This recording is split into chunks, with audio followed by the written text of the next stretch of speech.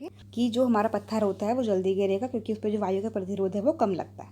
ठीक है, लेकिन इसी गतिविधि को यदि हम निर्वात में करें, मतलब किसी गतिविधि को हम अगर वैक्यूम में करें, जहाँ हवा बिल्कुल नहीं होती है, जहाँ बिल्कुल भी पर्यावरण नहीं होता है, कुछ नहीं होता है, वहाँ वायु ना होने की वजह से दोनों की वस्तु मुक्त पतन में एक ही दर के साथ नीचे गिरेंगी, एक ही त्वरण के साथ नीचे गिरेंगी, मतलब एक ही स्पीड के साथ एक साथ ही नीचे गिरेंगी।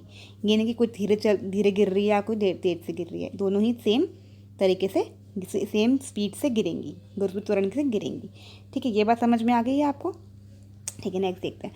धरती के निकट की दूरी को हम धरती की त्रिज्या के बराबर ले सकते हैं। ये मैंने पहले भी बताया था आपको कि धरती है, उस पर हम कुछ चीज़ रख रहे हैं तो उसके निकट है ना, अगर थोड़ी सी ऊपर भी है तो हम त्रिज्या के उसके बराबर ले लेते हैं, क्योंकि धरती का आकार बहुत बड़ा है तो हम उसको मान सकते हैं, त्रिज्या के बराबर मान सकते हैं। ठीक है, इसलिए जी को भी धरती के निकट एक स्थिर माना जा सकता है। जो हमारा जो जी वैल्यू होती है, हमारी जो जी की वैल्यू होती है, मान होता है, जो त्वरण होता है, उसको भी हम क्या मान सकते हैं? स्थिर ही मान सकते हैं। मतलब कि ये नहीं कि उसकी वैल्यू चेंज हो जाएगी, स्थिर ही मान सकते हैं धरती के निकट। इस कारण धरती पर गिरने वाला वस्तु जैसे पत्थर के लिए हम गति के समीकरणों में त्वरण ए को गुरुत्वीय त्वरण भी लिख सकते हैं।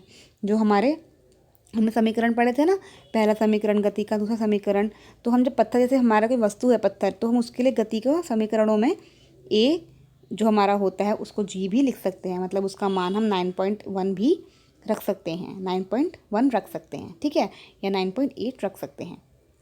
जो हमारी जी की वैल्यू होती है ना बेटा, जब हम क्वेश्चंस करते हैं ना तो हम उसको 10 मान लेते हैं ताकि हमारी कैलकुलेशन ईजी हो जाए। ठीक है, वैसे तो 9.8 होता है, ठीक है, लेकिन हम उसको 10 मान लेते हैं जब हम क्वेश्चंस करते हैं। तो v equal to u plus a t था ना हमारा, v equal to u plus a t, उसको हमने क्या मान लिया? v equal to u plus g t. एक जगह हम जी ले लेते हैं, यहाँ पे भी इन्होंने एक ही जगह जी लगा दिया, यहाँ पे भी इन्होंने एक ही जगह जी लगा दिया, हमारे गति के समीकरणों में, है ना, कोई फ़र्क नहीं पड़ता उससे। ठीक है, अगर हम पत्थर की बात करते हैं किसी क्वेश्चन में तो समीकरणों में, तो हम उसको जी भी ले सकते हैं, हमारा आंसर बिल्कुल सही आ सकता है। अब एक और चीज़, जब पत्थर को ऊपर उछाला जाता है तब जी को माइनस जी लिया जाएगा। ऊपर की तरफ उछालेंगे, क्यों? क्योंकि गुरुत्वीय बल जो है वो नीचे की ओर लगता है, हम उसको ऊपर की तरफ उछाल रहे हैं तो हमारा जी क्या हो जाएगा? माइनस में हो जाएगा, इसलिए हम उसको माइनस लेते हैं। क्योंकि पत्थर की गति गुरुत्वाकर्षण बल के विपरीत है ना, पत्थर की गति विपरीत है ना, हमारा गुरुत्वाकर्षण बल नीचे की तरफ लगता है, हमारा पत्थर कहाँ जा रहा है? ऊपर की तरफ, तो क्या हो जाएगा? ये माइनस में हो जाएगा इसका जी। ठीक है, और जब पत्थर नीचे गिरता है तब जी को जी प्लस ही लिया जाता है। पत्थर नीचे गिर रहा है, गुरुत्वाकर्षण बल भी नीचे लग रहा है, तो उसको हम प्लस जी ले लेते हैं, क्योंकि यह पत्थर की गति गुरुत्वाकर्षण बल की दिशा में है। ठीक है, ये समझ में आ गया? क्वेश्चन देख लेते हैं। कागज़ के टुकड़े और लोहे की मोटी कील को निर्वात में समान ऊंचाई से गिराने पर कौन पहले धरती पर पहुंचेगा? क्यों कौन पहुंचेगा? निर्वात की बात कर रहे हैं हम, दोनों ही सेम गति से पहुंचेंगे। ठीक है, ये हमें पता है। ठीक है, क्यों?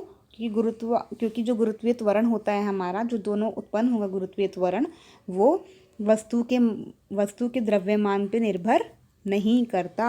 ठीक है, ये लिखेंगे इसमें हम। यदि हम किसी बॉल को ऊपर उछालें तो गुरुत्वीय त्वरण माइनस क्यों लिखा जाता है? क्यों? क्योंकि गुरुत्वाकर्षण बल के, पत्थर की गति गुरुत्वाकर्षण बल के विपरीत है। ठीक है, इसलिए उसको माइनस लिखा जाएगा। ठीक है, सामान्य परिस्थिति में विभिन्न वस्तुओं को समान ऊंचाई से गिराने पर वह समान समय पर नीचे क्यों नहीं गिरती है? समान समय पर नीचे, वो कह रहे हैं कि जो हमारी नॉर्मल कंडीशंस है, मतलब कि निर्वात की बात नहीं कर रहे हैं हम, नॉर्मल अपनी कंडीशंस की बात कर रहे हैं, मतलब अपने आसपास की। तो विभिन्न वस्तुओं को समान, जब हम दो चीज़ों को ऊपर से गिराते हैं तो वो सेम टाइम पे क्यों नहीं पहुंचती? क्यों? वायु के प्रतिरोध के कारण। हम ये लिखेंगे इसका आंसर, वायु के प्रतिरोध के कारण दोनों चीज़ें समान समय पर नीचे इसलिए नहीं गिरती, क्योंकि वायु के प्रतिरोध उन पर लगता है, उससे प्रभाव पड़ता है, इसलिए वो समान समय पर नीचे नहीं गिरती। गति के तीनों समीकरणों में त्वरण एक को गुरुत्वीय त्वरण में बदल कर लिखिए। तो आपको ये तीनों लिखना है। ठीक है, ये लिख सकते हैं आप। बस आपकी यहाँ पे ख़त्म हो गई बेटा वर्कशीट। आई होप आपको समझ में आ गई होगी, नहीं समझ में आया तो आप मुझसे पूछ लेना।